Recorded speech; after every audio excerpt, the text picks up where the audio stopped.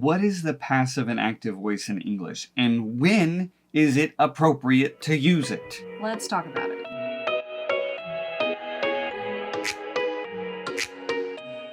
Knowing when to use that passive and active voice is a bit strange. You may have been taught that we use them all the time in formal emails or when we're writing scientific papers, you should only use the passive voice, but everything else should be active voice. That's not necessarily the case, and if you have a normal informal conversation, you may be unpleasantly surprised to find that we use the passive quite often. So let's define each of these and give you a little bit more information regarding them so that you can be able to use them in daily English, because it happens. First things first, voice is the way something is said and how directly it is said. So we're not talking about like our voice. We're not talking about that. We're talking about the way something is said and how directly. In passive voice, the thing receiving the action is actually going to be in front. The ball was hit instead of I hit the ball. Sometimes there's not even a doer in the sentence. What the focus is on the object or the one of the receiving. That's the focus. The focus is on the thing. Passive voice sentences usually use a to be verb followed by a past participle conjugation so that you can kind of combine these together: was hit,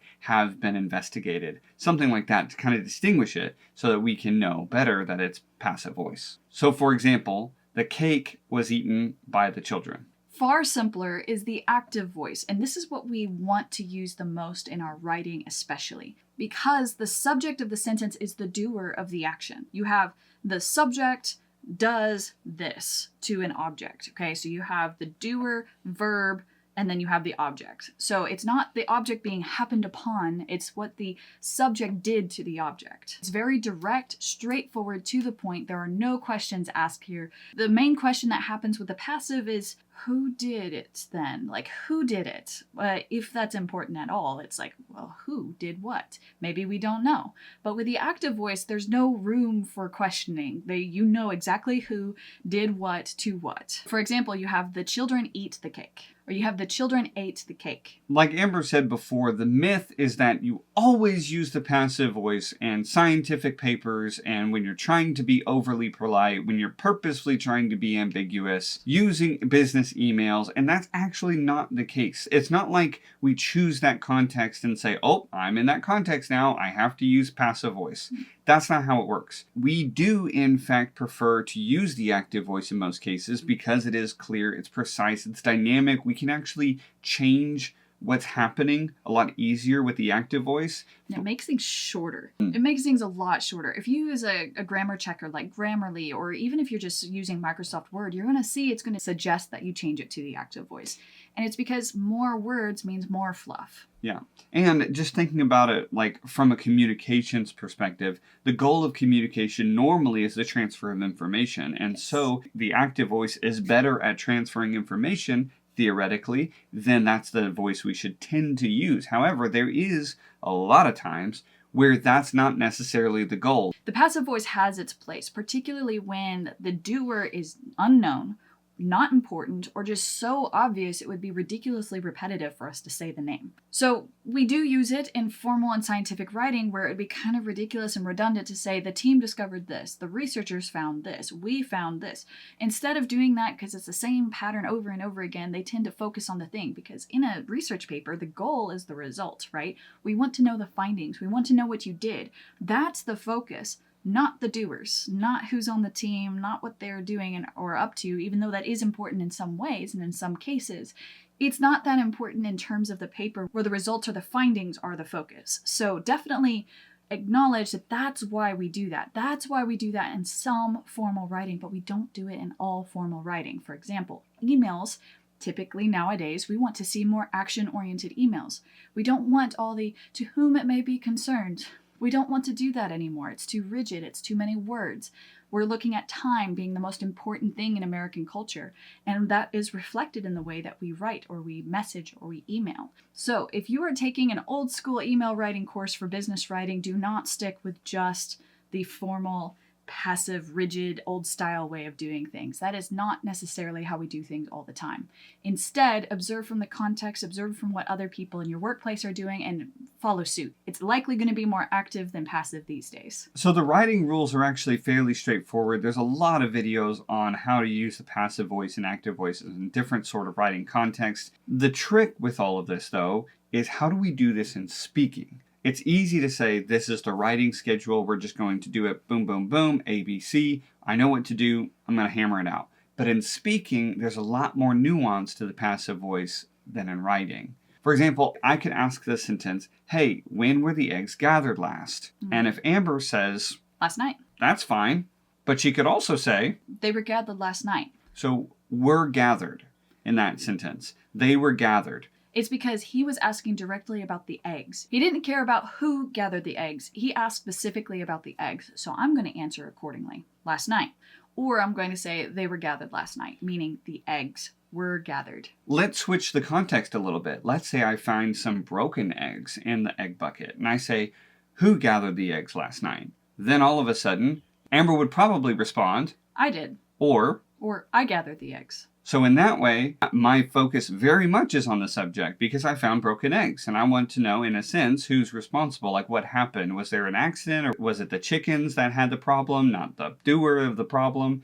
So in that way, I'm distinguishing in those two contexts, the passive voice, all I care about are the eggs, versus the active voice where I'm looking for who's responsible. Josh could disappear and come back with a basket of eggs and say, got the eggs, meaning I gathered the eggs, or I got the eggs, active. But he could also say, eggs gathered, meaning the eggs have been gathered, which is passive. Now, even when we chop off so much of that sentence, because it's really obvious if he's standing here with a basket of eggs, we can really chop down that sentence and still see whether it's active or passive. These incomplete sentences are actually incredibly more difficult than you get a full-on sentence like you would do if you're writing. Incomplete sentences are, generally speaking, not acceptable when you write a formal paper, or sometimes you can get away with it in a business email.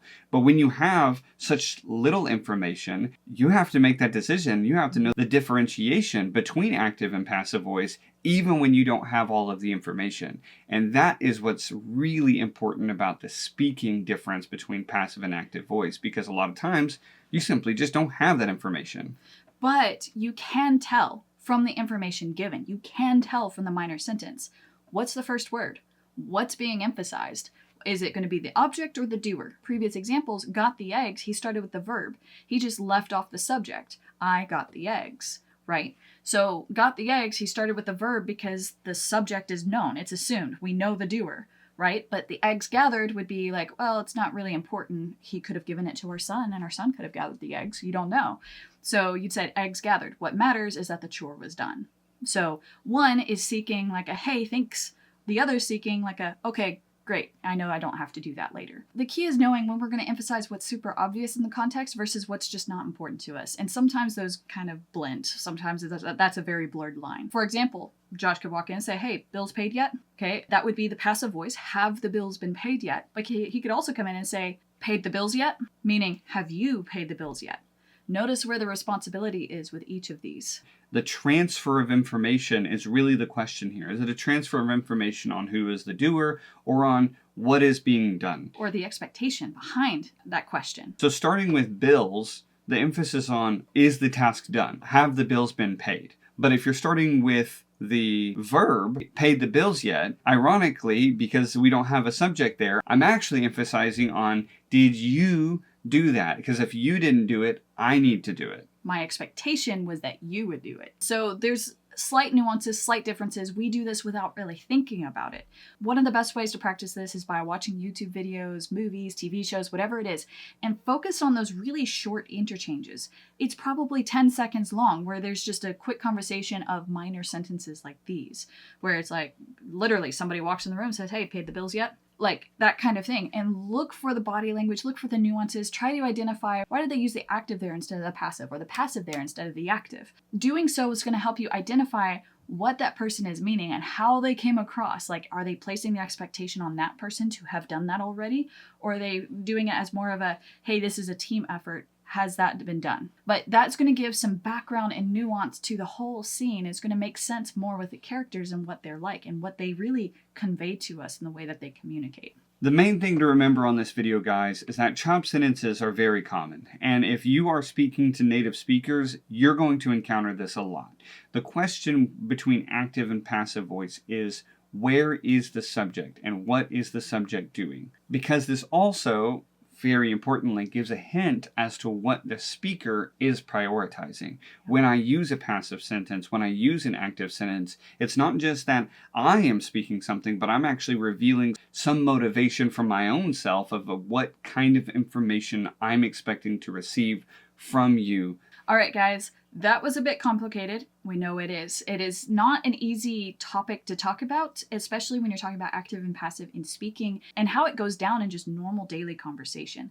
But this is what you will hear, and this is what you will see in America and in American conversations. So knowing what exactly is going on here and knowing that the rules and the implications are slightly different than they would be in writing is incredibly important to be able to operate here and operate well. So I hope that you're able to take that in, apply it to some videos and movies that you see in the future, and good luck with the active and the passive.